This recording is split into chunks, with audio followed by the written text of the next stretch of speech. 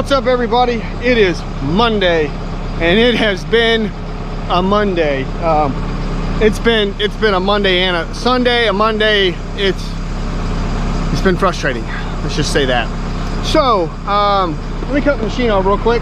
We'll go over kind of what's been going on and what we're doing. So I bush hogged on yesterday, on Sunday. I was mowing a lot down in the city. I was trying to film, but it ended up not working. So the machine started throwing some codes at me. Didn't know what they were. Made some calls and figured out there was something going on with an exhaust pressure sensor thing. So what has happened? Oh, show you guys. This is the kind of nonsense that they don't tell you about when you start forestry mulching that just drives you nuts when it comes to equipment. So this thing right here is some kind of pressure sensor manifold thing. I don't know. There's the turbo right back there. And then this hooks up and it's got a sensor thing in it. And it's got this wire where this sensor is. It comes out of here and goes on through there. And it rubbed against this hose. I don't know what this hose is, but it gets hot, very hot. And it rubbed against that wire and damaged one of the wires and caused it to start throwing some wacky codes. Luckily, I wrapped it up. I found it, I wrapped it up, thought it was good, and it started throwing codes this morning. Luckily, the client I'm working for has a degree in electrical engineering, and he was able to splice that wire. But I called Cummins. We have a local Cummins dealer. It's Tiger Cat. They make the big forestry stuff, timber stuff, and they have this part, or they can order it and have it here within the next few days. I'm not throwing any codes anymore, but I'm worried that's not going to last forever. So I'm going to order that. It's like 400 and some change dollars. Yay. Just because you can't replace just this wire. You can't get that sensor out of there. It's all one thing, of course. So that's kind of been our morning. We had to fix that this morning. But we are out in the middle of nowhere in the woods near Tabor City, North Carolina. We are in the middle of nowhere. And we're out on this massive hunting property. And we've got several different projects to do right here. So the first project we're going to do here is make a trail through here down kind of along these ribbons here to get so the owner can get his gator back to a little stand that's right back here, and then we're going to kind of open it up back there in a little V shape. So I got the pre-nos with me. I haven't run this in a bit, but I knew we were going to be down here in some hardwoods and some tight areas, and I wanted to run the pre-nos. And I slapped some brand new teeth on her, $950 worth of brand new teeth. But that's the ball game that we play when it comes to mulching. So I got all these new top sharpened teeth. Or over sharpened or top sharpened teeth, and they are brand new, and I'm really excited to see how they're going to do. A reason I bought these over the bottom sharpened teeth is because these were all $2 cheaper, so that saved me about, I had to buy 28 of them, so it saved me about 50 bucks. So 50 bucks is 50 bucks, whatever. So spend enough money right now. All right, so let's fire this bad boy up and let's go make some mulch.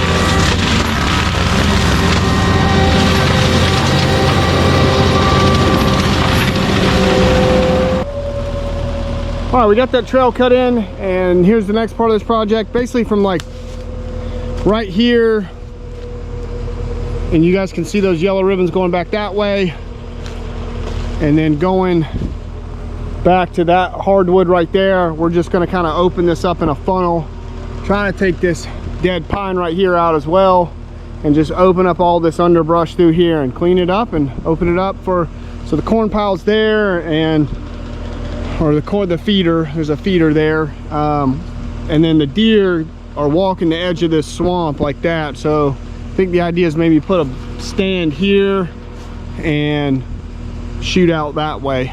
So let's open this up and make it look good.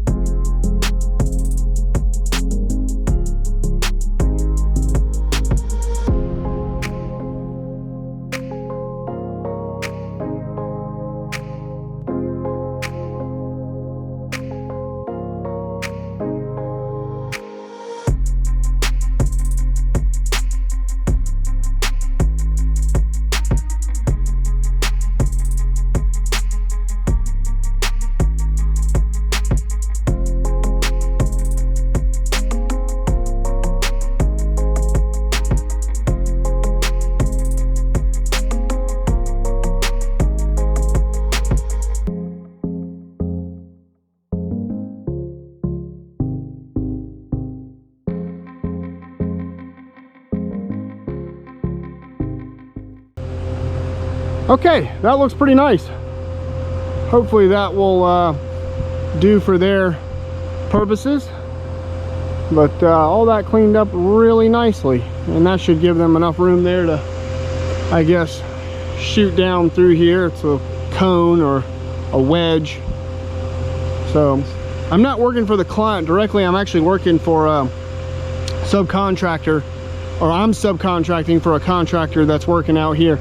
He's building a building pad up there at the front, and he has a mulcher, but he let somebody borrow it, and they hit a piece of wire, and it like got in somehow. It like got in behind the housing and got to the bearing, or got not to the bearing, but like the shaft that the bearing is connected to, and it wore a hole in the shaft. And he's like, the cost to get it, like a new shaft machined and welded on, he's like $11,000. Like, you buy a whole new drum for that much. So he's like not sure what he's gonna do with that. So he called me, and we're out here mulching. And dude, these new teeth, woo, son, they be eating. They are some eating son of a guns. I think I like these top sharpened teeth better than the bottom sharpens. I pretty much made up my mind on that. Yeah, they eat. I was slicing and dicing that like butter. All right, we've got some more stuff to go do, so I'm gonna take this thing back out to the trail, and we're gonna go, we gotta make another little trail, and then we gotta clear another spot for like a shooting lane, I think, as well. All right, here's our next little project. So the issue here, let me get down. Is that the owner is coming through here with his little gator. All right, so all this is typically always wet. We're in a swamp. We're in a low bottom. This is typically always wet through here, but we haven't had any rain in God knows when, so it's been super dry, and all this is dried out. But when this is wet, the owner's getting stuck through here. So what we're gonna do here is, you can see where all this inkberry is, all this brush, this is the high ground. So I'm gonna come in off here and we're gonna cut a new trail along the edge of this low bottom on this high ground, and it basically is we're gonna go down to there's a big pine right next to like a funky tree down there. I'll have to go back down there and find it. And once we hit that, we'll make a hard left and go back out to the main trail that's right back over there. It's pretty open. Once we make that left, that's not a big deal. So we just got to cut through this inkberry to get where we got to go. So let's get it done.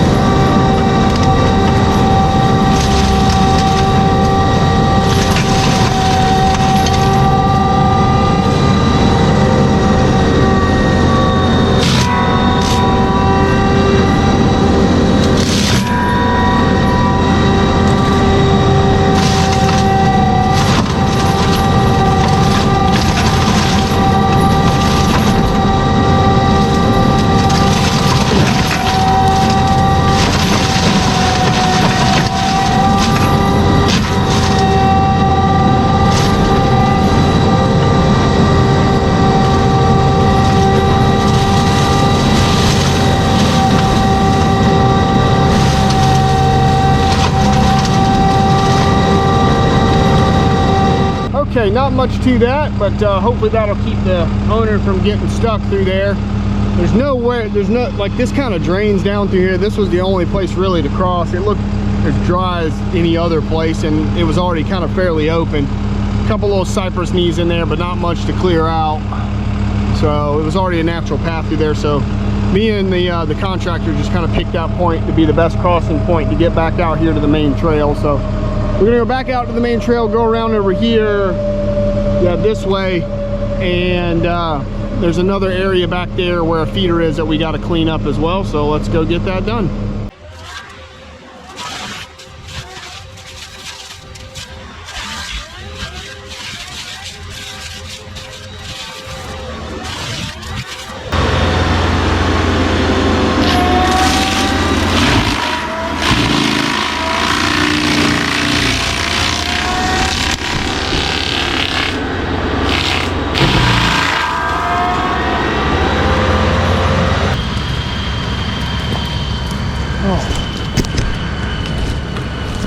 Oh, you guys made it without a scratch. Huh?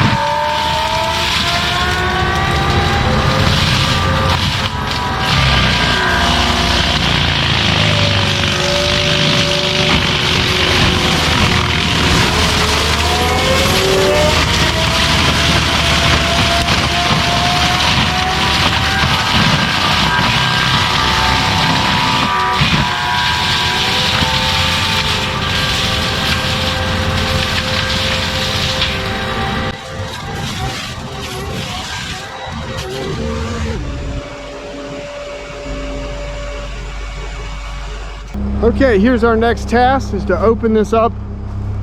So the box stand is right there behind the machine. The feeder, I had to move it out of the way. It was right over there. But we're just gonna come through here and just kind of clean up this left side through here, and maybe a little bit of this right side, back to where that tree is leaning over right there. So we're just gonna clean up some of this underbrush through here. I don't think we're gonna go, if I remember correctly. Let's stand back over here at the stand, get my sight line again. So many pine trees. So yeah, we're not going past that, like where that hardwood and where that pine is right there. So right down through that alleyway right there, and take out that dead thing there. Take out that dead tree there, clean up all the way through there, and just open that up. And open up everything kind of behind it back to where that tree is leaning over back there. So that's what we're gonna do. Let's hop to.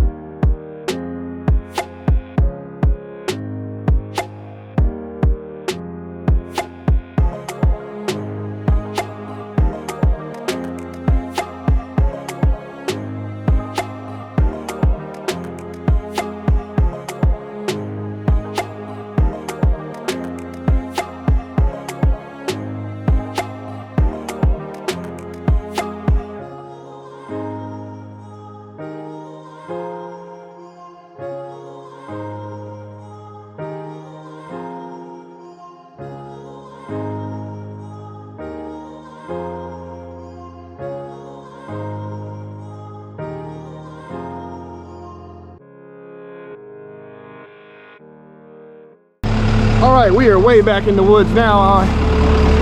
The contractor I'm working for, he walked back here and was flagging it as I was following him behind him with the machine. We cut a trail, a road all the way back here. So this is kind of a corner. Tomorrow, what we're gonna do is from about right here. So everything, that's all low bottom here. And then we got high ground over here. And this is the property line somewhere over there in that low bottom. So all I got to do is stay on the high ground, and we're going to cut a road. Doesn't have to be straight, but just a trail all the way back to the front corner of the property. I don't know how I'd have to measure on Onyx how far it is, but we got plenty of room to work on. We don't have to worry about, they're like, as long as you don't go down into that swamp over there, you're going to be on this side of the property. I'm like, well, I ain't going down in that swamp because skid steers and swamps don't work. So we'll just stay up here on this high ground, cut as straight a line as we can. And then there's like a pine thicket back there as well, almost halfway to the corner. And we're gonna cut a little food plot in there. And then we're gonna right now, before I go for the end of the day, I'm gonna do that tomorrow because that's gonna take a while. It's a long ride that way. We're gonna cut in a food plot right here really quick. Probably about 5 head wide.